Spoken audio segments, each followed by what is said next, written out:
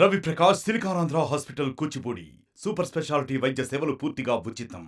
కలియుగ ప్రత్యక్ష దైవమైనటువంటి తిరుమల శ్రీ వెంకటేశ్వర స్వామి కొలువైనటువంటి ఆ తిరుమలలో భద్రతా ప్రమాణాలు ఏ విధంగా ఉన్నాయి, అసలు తరచూ జరుగుతున్నటువంటి ఘటనలు అంటే గతంలో ఆనంద నిలయం అంటే స్వామివారి గర్భాలయం లోపలే మొబైల్ తీసుకొని వెళ్ళి చిత్రీకరించినటువంటి దృశ్యాలు కావచ్చు, నిన్నటికి నిన్న క్యూ లైన్లో ప్రాంక్ వీడియో చేసినటువంటి ఘటన కావచ్చు, అదేవిధంగా తిరుమలలో యథేచ్ఛగా ధూమపానం మద్యపానం సేవిస్తుండడం కావచ్చు, అదేవిధంగా చైన్ స్నాచింగ్ దొంగతనాలు ఘటనలు కావచ్చు, ఆత్మహత్యలు హత్యలు కావచ్చు, వీటన్నిటిపైన భద్రత ఏ విధంగా ఉంటుంది, తిరుమలలో పోలీస్ భద్రత ఏ విధంగా ఉంటుంది, విజిలెన్స్ తనిఖీలు ఏ విధంగా ఉంటాయి, అసలు తిరుమల వెళ్ళే ముందే ఎక్కడి నుంచి ఈ తనిఖీలు ప్రారంభమవుతాయి, ఎన్నంచెల భద్రత ఉంటుంది అని చెప్పి ఆర్టీవీ ప్రేక్షకులకే కాదు యావత్తు తెలుగు ప్రేక్షకులకనే కాదు స్వామివారి భక్తులందరికీ కూడా తిరుమల భద్రతా ప్రమాణాలపైన పూర్తి గ్రౌండ్ రిపోర్ట్ని అందించడానికి ప్రస్తుతం నేను అలిపిరి వద్ద ఉన్నా. ఇదే అలిపిరి తిరుమలకు ముఖద్వారంగా చెప్పొచ్చు. తిరుమలకి వెళ్ళాలంటే ఈ అలిపిరి మార్గం గుండానే వెళ్లాల్సి ఉంటుంది, లేదా వాహనాల ద్వారా అయితే నడక మార్గం గుండా అయితే మాత్రం అలిపిరి మెట్ల మార్గం గుండా కూడా వెళ్ళొచ్చు, లేదా శ్రీవారి మెట్ల మార్గం గుండా కూడా వెళ్ళొచ్చు. సో వన్స్ ఈ మూడు మార్గాల గుండా మాత్రమే తిరుమలకు చేరుకోవాల్సి ఉంటుంది. మొదటగా ప్రస్తుతం నేనున్నటువంటి ఈ అలిపిరి మార్గం గుండానే వాహనాలన్నీ కూడా తిరుమలకి వెళ్తున్నటువంటి పరిస్థితిని మనం చూస్తున్నాం. సో ఇలా వెళ్ళేటువంటి ప్రతి ఒక్క వాహనాన్ని చాలా క్షుణ్ణంగా తనిఖీ చేసిన తర్వాత మాత్రమే తిరుమలకి అలో చేస్తారు విజిలెన్స్కి సంబంధించినటువంటి టీటీడీకి సంబంధించినటువంటి విజిలెన్స్ అధికారులు. ఈ విజిలెన్స్ అధికారుల కింద స్పెషల్ ప్రొటెక్షన్ ఫోర్స్ పోలీసులు కూడా ఉంటారు. సో వాళ్ళ అండర్లో ప్రతి ఒక్క వాహనాన్ని ముందరున్నటువంటి బ్యానెట్ను ఓపెన్ చేసి మరి అదేవిధంగా యాత్రికులు తమ వెంట తెచ్చుకున్నటువంటి లగేజ్ కావచ్చు, వాహనాల కింది భాగంలో స్కాన్ చేయడం కావచ్చు, వీటన్నిటిని తనిఖీల అనంతరం మాత్రమే ఇక్కడి నుంచి తిరుమలకి పంపడం జరుగుతుంది. కేవలం ఏదైతే నిషేధిత వస్తువులు అన్నింటినీ కూడా వీళ్ళే హ్యాండ్ ఓవర్ చేసుకోవడం జరుగుతుంది. కొంతమంది యాత్రికులు తెలియకుండా మద్యపానం బాటిల్స్ తీసుకొని వచ్చినా, లేదా ఏదైనా తిరుమలకి వెళ్ళకూడనటువంటి అంటే గ్యాస్ సిలిండర్స్ కావచ్చు, కొంతమంది యాత్రికులు తమ వెంట తెచ్చుకుంటూ ఉంటారు వంట వగైరా చేసుకోవడానికి, వాటన్నిటికీ కూడా అనుమతులు లేనటువంటి పరిస్థితుల్లో ఈ విజిలెన్స్ అధికారులే వాటిని తీసుకొని వెళ్ళి ఇక్కడే భద్రపరుస్తూ వాళ్ళకి ఒక రిసీట్ కూడా ఇచ్చి పంపించేటువంటి పరిస్థితి ఉంటుంది. సో ఈ విధంగా తిరుమలకి నిషేధిత వస్తువులు అన్నింటినీ కూడా వాహనాల ద్వారా తరలించేటువంటి భక్తుల దగ్గర నుంచి కూడా ఇక్కడే మొత్తం కూడా తీసివేసి కేవలం యాత్రికులు తమ వెంట తెచ్చుకున్నటువంటి అలౌడ్ ఉన్నటువంటి వస్తువులను మాత్రమే తిరుమలకి పంపిస్తూ ఉంటారు. ఇక నడక మార్గంలో కూడా ఈ విధమైనటువంటి స్కానర్సే ఉంటాయి. అక్కడ కూడా ప్రతి ఒక్క భక్తుడిని క్షుణ్ణంగా తనిఖీ చేసి నిషేధిత వస్తువులన్నింటినీ కూడా పక్కకు వంచి తిరిగి నడక మార్గం కూడా అలో చేస్తుంటారు. ఇక తిరుమలకి చేరుకున్న తర్వాత అనుమానం వచ్చినటువంటి వాహనాలను తిరుమల జీఎన్సీ టోల్గేట్ వద్ద ఆపడం కానీ, లేదా మార్గ మధ్యంలో కూడా ఎలాంటి ఇన్ఫర్మేషన్ ఉంటే ఆపడం కానీ జరుగుతుంటుంది. తిరుమలకి వెళ్దాం రండి, అక్కడ ఇంకా ఎన్ని భద్రతా ప్రమాణాలు, ఎన్ని లేయర్స్ ఆఫ్ భద్రత ఉంటుంది అనేది కూడా నేను మీకు ఎక్స్ప్లెయిన్ చేస్తాను. ప్రస్తుతం అలిపిరిలో ఏ విధంగా వాహనాలు తనిఖీ చేస్తారనేది కూడా మీరు స్క్రీన్ పైన ఉండేటువంటి లెఫ్ట్ సైడ్ లేదా రైట్ సైడ్ ఉండేటువంటి ఫోల్డర్స్లో కూడా మీకు కనిపిస్తూ ఉంటుంది. ఏ విధంగా వాహనాలను తనిఖీ చేస్తారు, అదేవిధంగా యాత్రికుల యొక్క బ్యాగ్స్ని ఏ విధంగా స్కాన్ చేస్తారు అనేటువంటి వివరాలను కూడా చాలా క్లియర్గా ఆర్టీవీ స్క్రీన్ పైన మీరు చూడొచ్చు.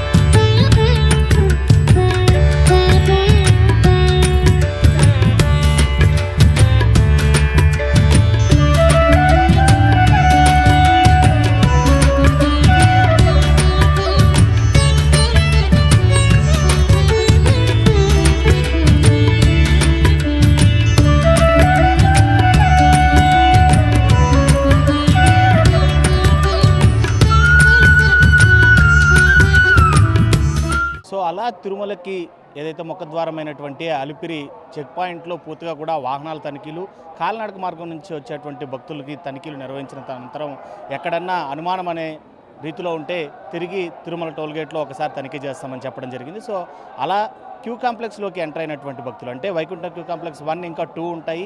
వీటి ద్వారానే స్వామివారి గర్భాలయంలోకి కానీ మహద్వారం వద్దకు చేరుకోవాలంటే వాటి ద్వారానే చేరుకోవాల్సి ఉంటుంది. వాటి ద్వారా చేరుకోవాలి అంటే దాదాపు ఆ రోజు సర్వదర్శనం, ఉచిత దర్శనం లేదా బ్రేక్ దర్శనం, ఏ దర్శనాన్ని బట్టి అవాలా ఉండేటువంటి రద్దీని బట్టి క్యూ లైన్లో పొడిగింపు వరకు ఉంటుంది. దాదాపు 3 కిలోమీటర్ల నుంచి 5 కిలోమీటర్ల వరకు క్యూ లైన్ ఉంటుంది. ఆ క్యూ లైన్లో ఎంటర్ అయినటువంటి భక్తులైతే మాత్రం హ్యాపీగా తమ నడకను కొనసాగించుకుంటూ కూడా వైకుంఠ క్యూ కాంప్లెక్స్ వరకు తమ సెల్ ఫోన్స్ కావచ్చు, ఇతరత్ర ఎలక్ట్రానిక్ గ్యాజెట్స్ అన్నీ తీసుకురావచ్చు.